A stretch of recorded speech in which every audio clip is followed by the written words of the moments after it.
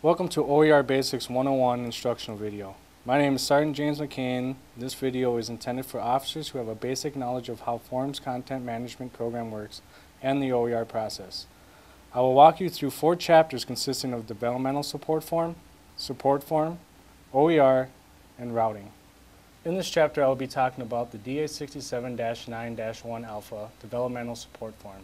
The form is designed for the raters of lieutenants, captains, WO1s, and CW2s. It is used to develop a plan or list of activities to train young officers on how to be effective leaders in an organization. Let's begin. First, fill out the top portion of the document with the rated officer's name, Social Security number, grade, and organization. Part 1 are the instructions. Read through carefully.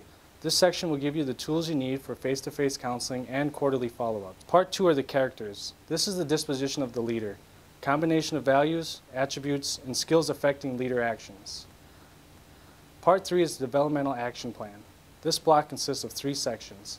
Influencing, which contains communicating, decision-making, and motivating. Operating, which contains planning, executing, and assessing. And finally, improving, which contains developing, building, and learning. Each subtopic in the 3 sections will have a brief description on what to base the rated officer's developmental tasks on. The requirement is to record at least 1 task in each of the 9 topics. Now, in saying that, the rater may choose to designate each task to the rated officer, or give the rated officer the opportunity to target their own developmental action plan. After tasks are initially recorded, you will complete Part 4, verification. The rated officer, rater, and senior rater will all digitally sign. The Developmental Support Form will also be accompanied with the DA67-9-1 Support Form at the same time. Each quarterly counseling signature on the Developmental Support Form will also be digitally signed on the Support Form on the same day. Now I'm going to talk about how the assessments work at each quarterly counseling. At the rated officer's first quarterly assessment, the rater will review progress of tasks that were designated on the initial face-to-face counseling. This gives the rater the opportunity to review the rated officer's developmental progress on designated tasks and record any key points discussed during the assessment. The rater may give any feedback or guidance to the rated officer for tasks completed, answer any questions the rated officer may have, and assign more developmental tasks that then will be assessed in the future counselings. Once again, as stated earlier, the rated officer, rater, and senior rater will need to digitally sign after each quarterly assessment on both the Developmental Support Form and Support Form. You can reference what I have covered in this section using the DAPAM 623-3, Chapter 2-2, page 9. Also, you can reference Army Leadership with FM 22-100. In summary, we talked about the purpose of the Developmental Support Form, which officers qualify, and that is used simultaneously with the DA67-9-1 and quarterly counselings. Some key points to remember are to ensure that administrative data is accurate and complete, to make sure that you record at least 1 goal or achievement in each of the 9 developmental action categories. Double check accuracy of comments and goals, because reviews are important to development of junior leaders. And lastly, make sure that all members of the rating chain digitally signs. In this chapter, I will be covering the DA67-9-1 OER Support Form. The form is used to help assist the rated officer, rater, and senior rater on developing significant duties, responsibilities, goals, and achievements. Open the DA67-9-1 and click Complete OER Support Form using Wizard format. Next, it will ask you for a component. Click ARNG. Next, it will ask you for status code. For training purposes, we will fill in MDay. Once you have filled that out, click Begin OER Support Form. Next, it will have you fill out Part 1, which is administrative data. You will be utilizing the auto-populate to gather the rated officer's information. Click Auto-populate. Type in rated officer's Social Security number and first 2 letters of the last name and click Search. Once it has found the officer, click Continue. It will then show you a brief listing on what the system has found. The rated officer will need to manually fill out the unit organization and major command, also the command code and PSB code. The command code, which is NG for National Guard and GB for Title 10 officers. And the PSB code for Minnesota is 27. Finally, fill in the first date of the rating period. Click Next. Now it will prompt you to obtain the rating chain information. Just like the rated officer, click Auto-populate.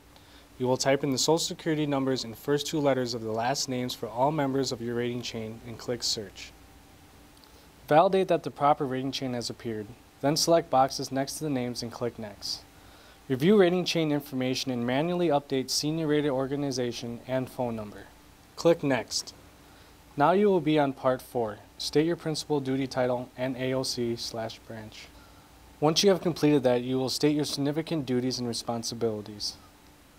Duties and responsibilities will be drafted with the rater during the first initial counseling. Click Next. Next, you will indicate your major performance objectives.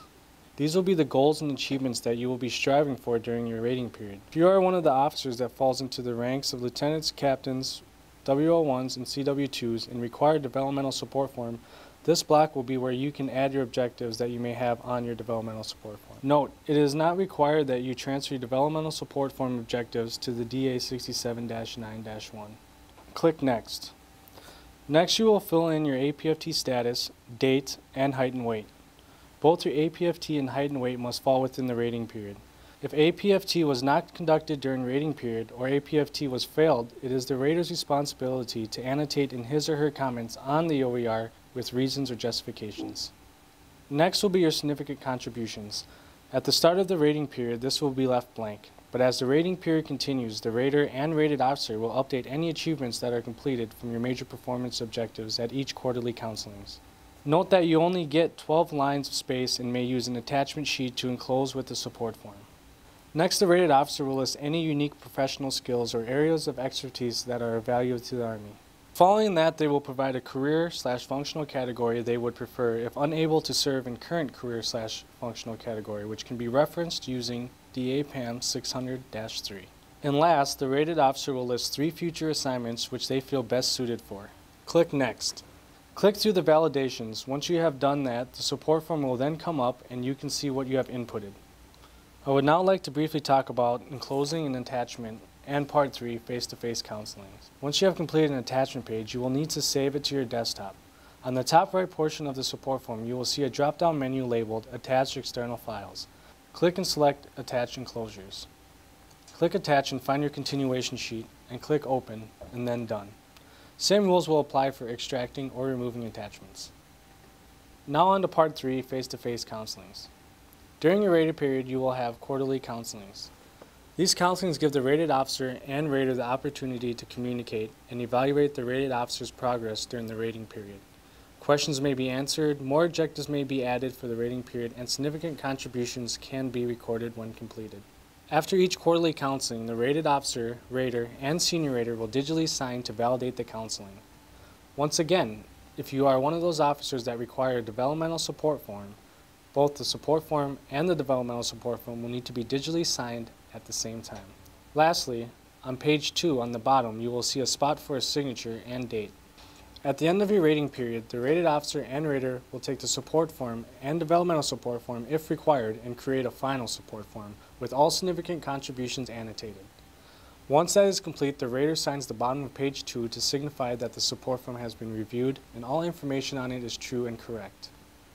Once the final support form is completed, click Save. This will save the support form in your AKO drafts. Locate your support form that was just saved. Check the box next to it and click the Rename tab on the left.